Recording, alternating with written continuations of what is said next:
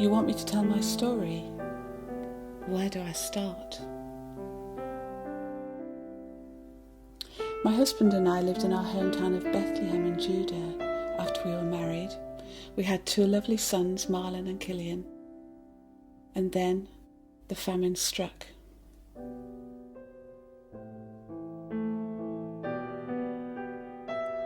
We were desperate, and then we heard of a successful harvest in Moab of all places. And so we took the decision to move there, our whole family. It was all going to be new, setting up home and business, raising a family, you know how it is.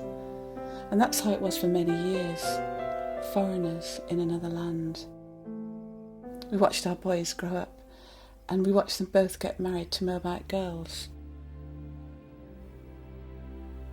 They were a lovely family, and my parents were delighted when I married Killian. He was the younger son and a really, really good husband to me. Then my husband died. Perhaps not unexpected, but it was such a blow. So many tears. But my sons and their families were good to me. They took me into their homes. Naomi was consumed with grief, and we hardly knew how to console her.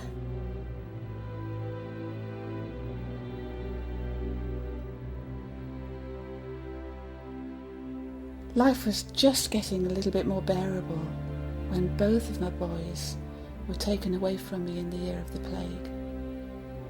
No mother should have to watch her children struggle and fade away in such a way. There were so many tears and so many hopes and dreams just gone. And in our grief, we only had each other. 3 women with no anchor and no future hope. It was not as if there were any grandchildren to bring laughter and joy. I was alone in a foreign land, and I felt abandoned by my God. I thought I may as well return to Bethlehem, shamed and stricken. I would leave the 2 girls, Ruth and Orpah, with their families. They could marry again. At least they had youth on their side. Through our grief,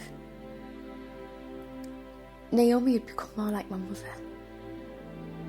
And I loved her with a fierceness that I can't explain.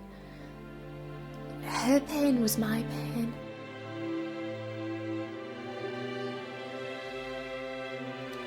I could not persuade Ruth to stay with her people. She clung to me, and the words she said are still burnt into my heart.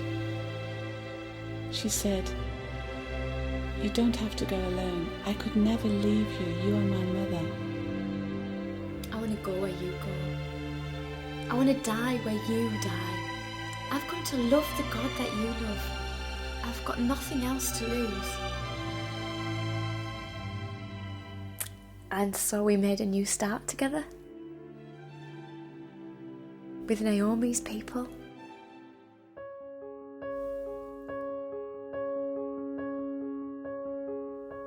Looking back, it's hard to believe this plan of return was going to work. But little by little, things started to fall into place. Our small efforts to make a home seemed to be rewarded by amazing good fortune. Ruth would go out into the fields and return with far more than I expected. And then it turned out the fields belonged to Boaz. He's a relative of mine. He's a kind and gentle man. It was incredible how it worked so well. We had food to spare, and we dared to believe we might even laugh again. Boaz took care of Ruth and protected her well. He saw in her what I've always done, a brave and loving girl with no bad word in her. He married her in the end. He bought back our land and kept our family's name alive. I could not have been happier if she was my own daughter.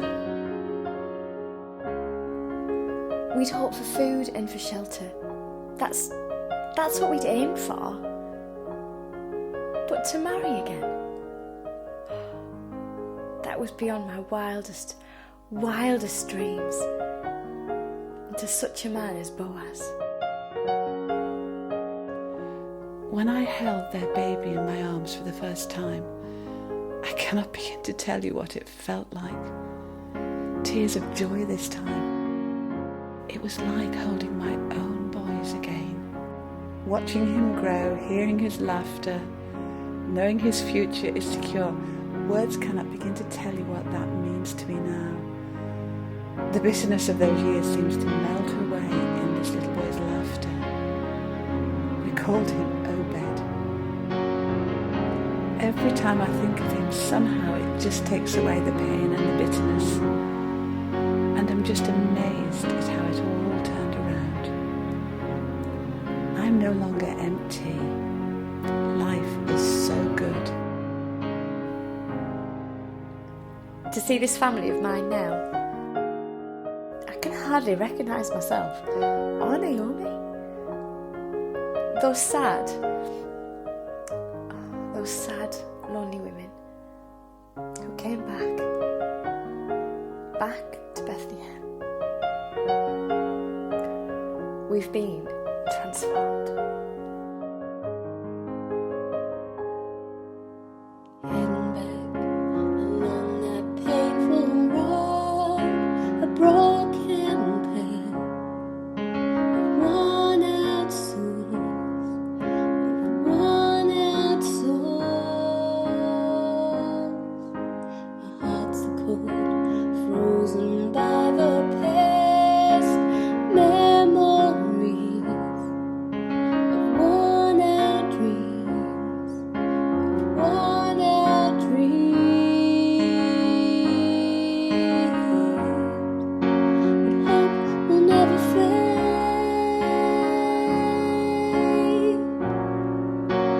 Love will win the day.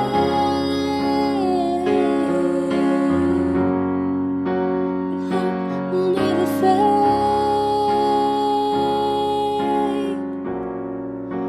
Love will win the day. I'm heading home.